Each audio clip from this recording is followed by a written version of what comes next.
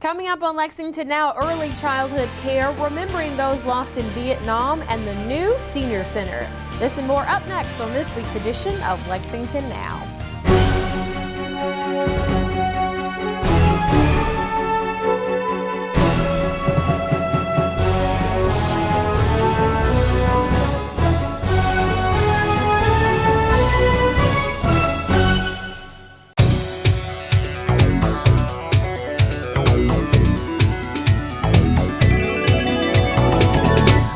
Roberts, and welcome to another edition of Lexington Now, where we take a look at the news that shapes your urban county government. Having quality child care early in life is important to the overall development of a child. That's why Governor Steve Beshear, joined by Mayor Jim Gray, signed House Bill 234. It's aimed at improving the rating system for state early childhood care. Welcome to the Family Care Center. I'm Joanna Rhodes. I'm the Director of Family Services for Lexington Fayette Urban County Government. We are so excited and so honored today to host Governor Beshear and key leaders for the signing of House Bill 234. As a division of Lexington City government whose programs focus specifically on families with young children, we are reminded daily that quality child care is a very important ingredient of family self-sufficiency. You know, in Kentucky, we've come to understand that early learning is the cornerstone of state education policy. We've been carrying out a comprehensive strategy to keep and make Kentucky a competitive force in the global marketplace and to improve the lives of our people, both now and for generations to come.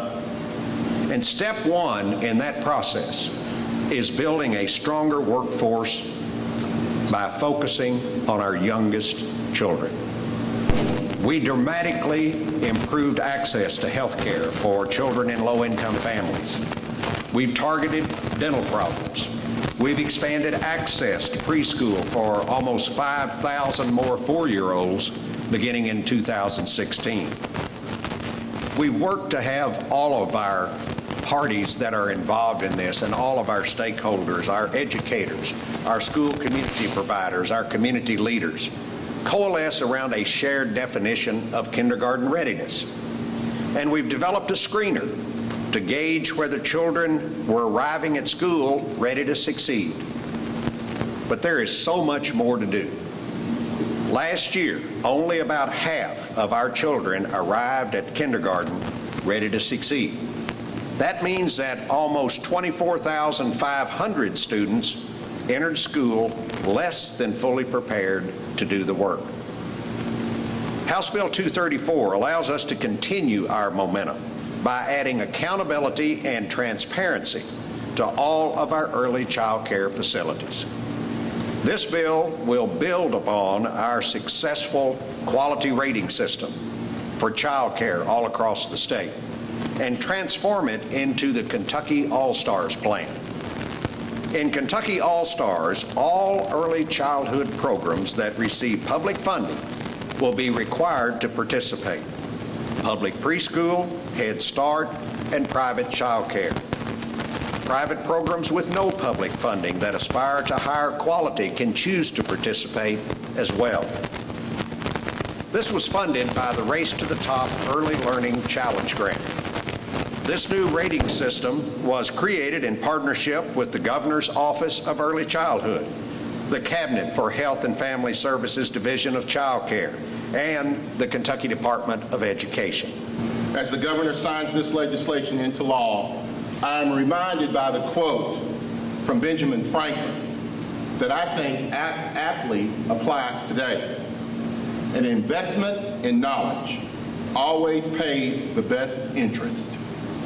At its core, that's what this law does. It provides what our parents need to know about their young children's care and instructions. At the same time, it also furnishes the information needed for making improvements in our early childhood programs for our state and our local leaders. I am grateful that we have the Race to the Top grant. My hope is that when it is learned how these early childhood programs compare with their counterparts, steps will be taken to improve others. The research shows what common sense has long told us, Governor. Early childhood programs work, and they work well. They provide the foundation our children need as they prepare for kindergarten and elementary school. Representative Graham, you're right, Governor. He really carried this, and he was kind of a take no prisoners about this piece of legislation. The really great thing about this is that it really does show that in government we can finally begin to swim upstream, and that's what this is all about. This is not waiting until our young people either graduate or don't graduate, go to college or don't go to college, go to vocational school or don't. This is about the early investment that without question, there is absolutely no question that all research and outcomes shows this is one of the finer investments that any government can make in our people. Many thanks, Joanna, for inviting us into your house, and that this is really what it's all about, and hoping that all programs aspire to be as high quality as this beautiful program is. And many thanks to Governor Beshear and Representative Graham. Your passionate leadership is really what got this done, and your ongoing support of our strategies to increase kindergarten readiness have been so important to this work. Passage of House Bill 234 was really the critical next step in making sure that every child gets to kindergarten ready, and especially those children who have the greatest need. So we are trying to assure that all children have access to beautiful, high-quality care and education like this one. And we know that high-quality programs can change outcomes for kids that last for a lifetime. This is a great day in Kentucky, as the governor and all those who have spoken already have said, because we are talking about higher standards for early child care. And we all know that without good, affordable child care, it is so hard for most families to succeed. I want to take 1 minute in my remarks, and that's all I'm going to have is 1 minute, to talk about the facility that you're visiting today, because when it comes to child care, the Family Care Center gets it right. So Joanna and her whole team, will you all, let's give them a big hand.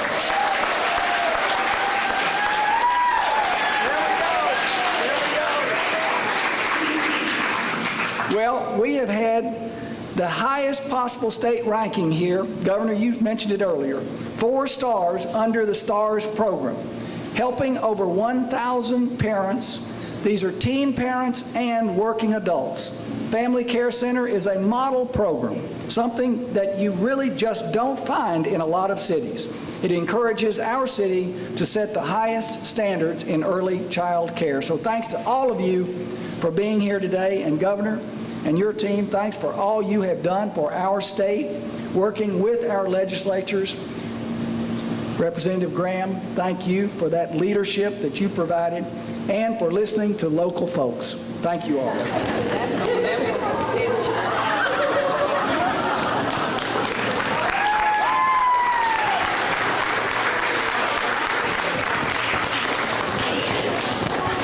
For more information, visit kidsnow.ky.gov. This year marks the 50th anniversary of America's involvement in the Vietnam War. And as a part of those commemorations, Lexington is hosting a special exhibit. Mayor Jim Gray joined Kentucky Veterans Affairs Commissioner Heather French Henry for the announcement. Thank you all for being here. Thanks to all of you and to the Kentucky Horse Park for making this day possible. The city welcomes the opportunity to be a partner in this project that's being sponsored by the Kentucky Department of Veterans Affairs. And we are so glad, we are so honored that Commissioner Henry has joined us today for an exciting announcement. She is doing such a remarkable job in this role of representing veterans and of representing history, our wounded and the fallen heroes of freedom. Bringing the AVTT Traveling Vietnam Wall to the Kentucky Horse Park is important for many reasons. KDVA, as well as many of our committee members, are partners in the 50th Vietnam commemoration to commemorate the beginning and the end of the Vietnam War. Also, it gives us the opportunity to create conversation about sacrifice and service. You know, as the daughter of a Vietnam veteran, my dad was wounded December 27th, 1967, and one of his best friends is on panel 40E, Charlie Smith from Louisville, Kentucky. When my dad was medevaced out, Charlie went on to fight 2 more battles before he met his fate. And so every panel, every name on that wall is important to a family, to a loved one, and it is our American duty to make sure we remember their sacrifice and their service. It's personal to me, it's personal to those of us who are involved, and we want to make sure that everyone in this area understands that paying remembrance to sacrifice and service should be personal to them as well. I always say that community in the Webster's Dictionary means joint ownership, and this is the time for us to be able to take ownership in remembering that sacrifice and service.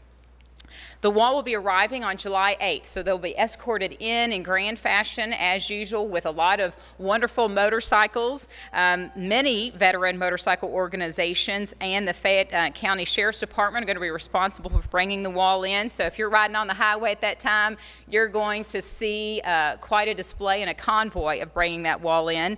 We'll be putting the wall together. It'll take volunteers to help put that wall together. I've never been involved in helping to do that, so this will be a great experience for me as a way to say thank you to Charlie's family. The traveling wall will officially open on July 9th at 12 p.m. and be open 24 hours a day until July 12th at 3 p.m. So if you choose to want to come during the quiet hours in the middle of the night, the park will be open for you to do so, and that's important. Admission and parking will be free. All you have to do is state at the main gate at the Kentucky Horse Park that you're there to visit the traveling Vietnam Wall, and they will let you through, and they will guide you toward the Alltech Arena, where you will have parking, and we'll have lots of volunteers. If you need assistance getting to the wall, we have road access that will go right from parking to the wall. So we want to make sure that everyone has the right and the ability to be able to visit and touch the wall. So on July 10th, we have an official opening ceremony at 10 a.m. that features Governor Beshear and General Dan Cherry, a Vietnam veteran fighter pilot who wrote a book called My Enemy, My Friend, an amazing story of healing. We will also have from the National Commemoration Committee, General Jackson, who will be here to talk about what it means to be part of the 50th commemoration of Vietnam. Then at 9 p.m., we'll have a candlelight ceremony that the Vietnam Veterans of America will be hosting, which should be quite moving at 9 p.m. July 11th, again, it's open all day, 24 hours a day. At 5 p.m., then we will have a Women Veterans Remembered service, talking about the 8 women who are on the wall and the role that women played during Vietnam and the Vietnam era. At 9 p.m., we will have another candlelight ceremony that will be hosted by KDVA. And again, all of these events are open and free to the public, certainly to be a part of in the way that you choose to be a part of them. July 12th, it'll be open till 3 p.m. So 3 p.m. is when we officially have to start taking down the wall. But at 9 a.m., there's a Sunday service that you can partake in at the wall. It's a non-denominational Sunday service, and that should be quite lovely at 9 a.m. 12 p.m. is our official closing ceremony, and the Vietnam Veterans Motorcycle Club is going to be organizing that. So if you ride a motorcycle and you support veterans, you don't have to be a veteran to partake in this, certainly, but you're going to have a lot of brothers and sisters who are going to be at that wall at 12 p.m. for the official closing ceremony. We have a locator table. If you come out and you want to find a name, we'll be able to find that name on that panel, on that line, so you too can visit those names that are precious to you.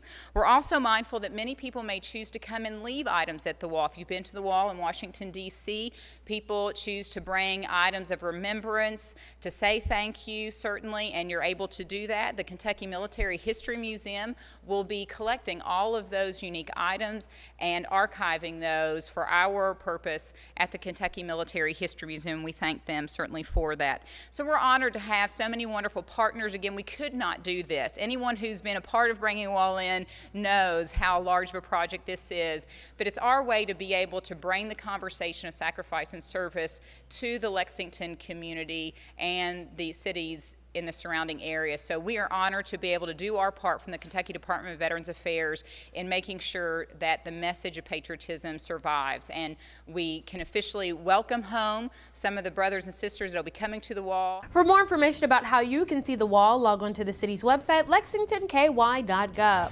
And coming up after the break, construction on the new Senior Activity Center at Idle Hour Park is underway.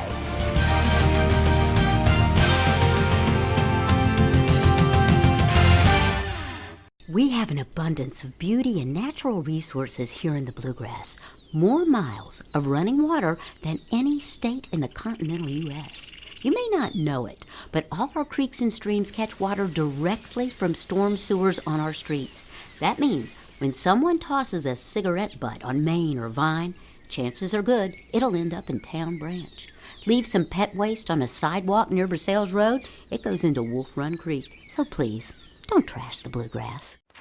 Way to go, Lexington! Participation and collection totals from the Rosie Recycling Program are at all-time highs. Now it's time for a quick reminder on what materials can go in your Rosie Recycling container. Paper and cardboard products, canned products with contents removed. We accept milk, juice, soda, and laundry plastic bottles and jugs. And glass products. No Pyrex, ceramics, or plate glass is allowed. Place only metal cans in the Rosie. Don't place other metals such as car parts, cookware, propane tanks, chains, or garden hoses in the Rosie. These items cannot be recycled by LFUCG and slow down processing efficiency. For more information about the Rosie Recycling Program, please call LexCall 311 or log on to lexingtonky.gov/waste management.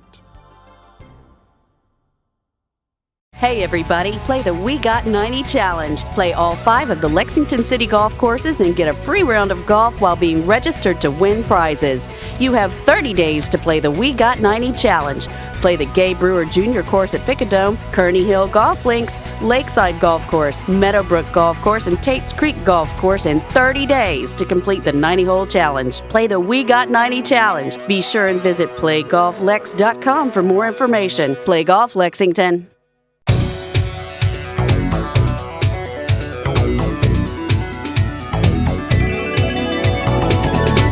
Back to the show. Construction on Lexington's new Senior Activity Center at Idle Hour Park is in full swing.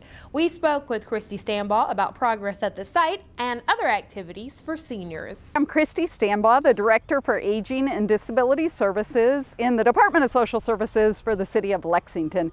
And we are so excited. We're out here at the new construction site for the brand new Lexington Senior Center. And we hope that we'll be moving in just, 10 or 11 months. So early in 2016, we'll be out here permanently. It will be our new home. We will have 33,000 square feet of activity space.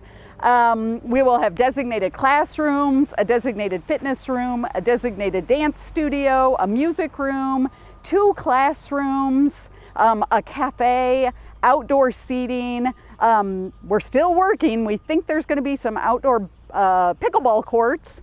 There's going to be a field, a grass field for us to play bocce ball or croquet. And we are just so looking forward to being able to expand all of our programs. You can always visit us now at the Lexington Senior Center at 1530 Nicholasville Road. Just remember that alumni is closed, but you can still get to the Senior Center. You just have to get to us off of Nicholasville Road. Come out to the Senior Center. We're open Monday through Friday from 8 to 5. Meet the staff. All of the staff that are at the center now are going to move with us to this new center, and then we'll be adding some additional staff. And we'll be able to meet all of the needs, the growing needs of our aging population here in the city of Lexington. If you want information on the current center, please call 859-278-6072. If there's something that my office can do, the Office of Aging and Disability Services, give me a call at 258-3806. So what you see behind us, we are so excited. Construction actually started, we broke the ground in October of last year, and they already had the footprint of the building laid out. The design part is done. The building is beautiful. You can go to www.lexingtonky.gov aging and check out the new senior center plans. The outside facade is magnificent. It is so modern and beautiful, and it blends in nicely with the 22-acre park that is here out at Idle Hour. So construction actually kind of started the day or a couple days leading up to our groundbreaking on October 12th. We had kind of a rough winter, as you know, lots of snow, then lots of rain. We kind of in our heads, we were saying, you know what, we'll be moving in March of 2016. Looks like now it's about April of 2016. So I think we're still right on schedule. And I got to tell you, now that we have some upright steel beams going, it just seems so much more real. We've been watching the footprint. Our neighbors here at the Idle Hour neighborhood have been sending me pictures, letting me know what's going on. But just to see the beams going up, and hopefully very soon we'll be under roof. And then we'll be able to move very, very quickly. Again, we're still anticipating an open date in early April of 2016. For more information about the new center and activities going on at all of our senior centers, log on to the city's website, lexingtonky.gov. Summer is here. There is no doubt about that when you look at these temperatures. But in addition to hot temperatures, it also means it's time for summer camp, especially at Lexington's Explorium. We're about to give you a look at what you can expect this year at the Explorium Summer Camp. Hi, welcome to the Explorium. In 1987, a group of inspired citizens presented the idea of a children's museum to Lexington Mayor Scotty Basler and future Mayor Pam Miller. With the assistance of Lord Cultural Resources, a consulting firm in Toronto, the city began serious planning for the Lexington Children's Museum. The site selection committee considered several sites and chose the current location in Victorian Square. Since first opening its doors in 1990, the museum has hosted over 1 million visitors. We ventured down to the Explorium to talk to Lee Ellen Martin. I'm Lee Ellen Martin. I'm the Executive Director of the Explorium, and we're glad to have you with us today. We are starting summer camps, and it's a great way for the kids to have a little educational fun in the summer, and we've got all sorts of different camp topics. We've got some on engineering, we've got some on Marvelous Michelangelo's, where they're going to do some Renaissance things. They're going to do art and poetry and drama. We've got Astonishing Illusions, where we're going to teach the kids to become magicians. Weird Science, you never know what might happen in Weird Science. And we've even got a Explosive Science, where things are going to go pop, boom, and fizz. And that's just a smattering of what we've got. If you've got someone interested in space or waves or superheroes, we can take care of you. Our camps are good for ages 3, if they're potty trained, all the way through kids that have finished 5th grade. Each camp will have the same theme, but the activities will be age appropriate. There are half-day and full-day options, and drop-off starts as early as 8. Pickup is as late as 5:30, and half-day options are for morning or afternoon. Children, if they come for full day, need to bring a lunch, but we provide snacks. You can check out our website to get a full listing. You can make reservations online. If you go to our website, there's a brown button in the top right-hand corner. It says make a donation. It says donate now, and you press the event tab in there. Or you can call 258-3253 for more information. Now, you said also the Arabian horse exhibit is coming back? Right, our Saddles Up, about the Arabian horse is back, and it will be up through Labor Day. And the kids can come and put on different costumes and ride. They're actually called equicizers, and it's what jockeys train on, but we've got a couple of them, and so their head moves when you pull the reins, and they can put saddles on them. There's also a Bedouin tent they can get in and do some reading and learn more about how the nomads lived, and some other informational and fun games. They can learn to tie a turban, and just interesting things that they can do learning about the Arabian horse. Now, for more information, Lee Ellen, where can they go? Website, Facebook, Twitter, anything like that? Sure. You can go to our website, which is explorium.com. Certainly friend us on Facebook. You can find we post a lot of our activities, and plus just some fun, interesting facts about us there. And you can always call and find out about us, or you can ask to be put on our email list. You can just call and ask to be put on that. And we now are into our special summer hours, which means we're open 7 days a week, Monday through Saturday from 10 to 5, Sunday from 1 to 5.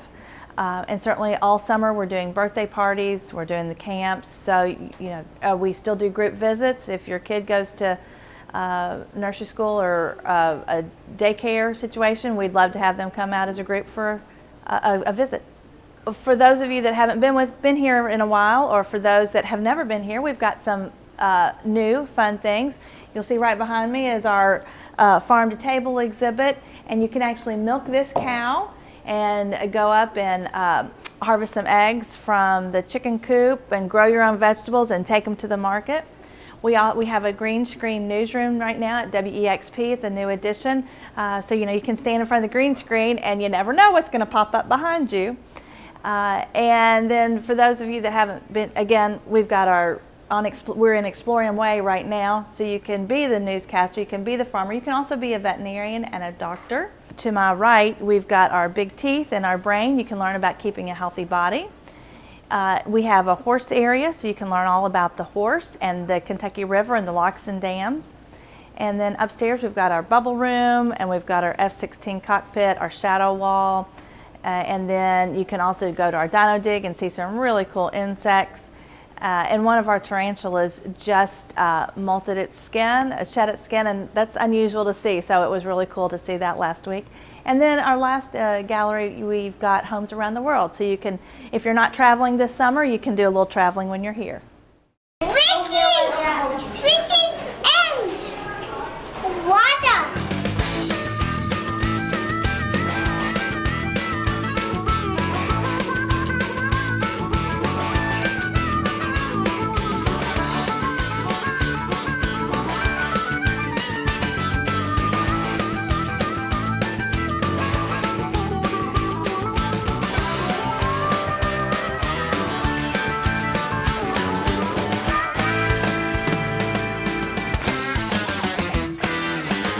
For more information about summer camps at the Explorium, you can visit their website. It's www.explorium.com.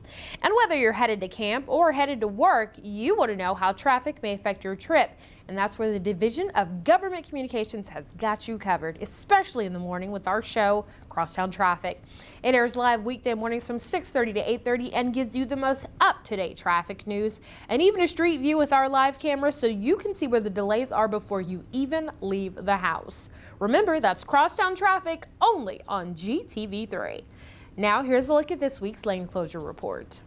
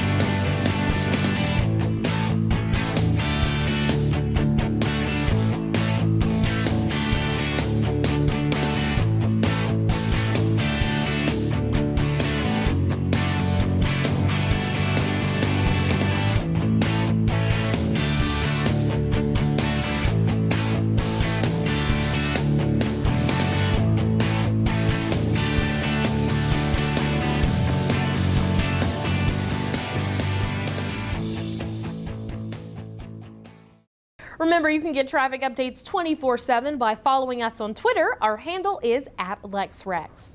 Well, we've got a pretty busy schedule this week at City Hall. Here's a quick look at some of what's on the calendar, but for a complete listing of meetings and events, you can log on to the city's website. You know where to find us, lexingtonky.gov.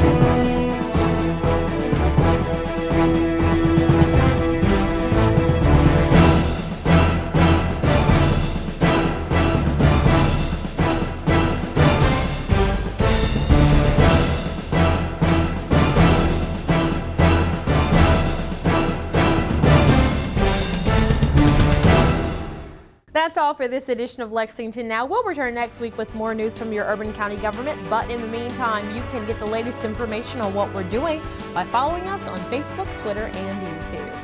For the staff and producers at GTV3, I'm Sherelle Roberts, and that's it for now.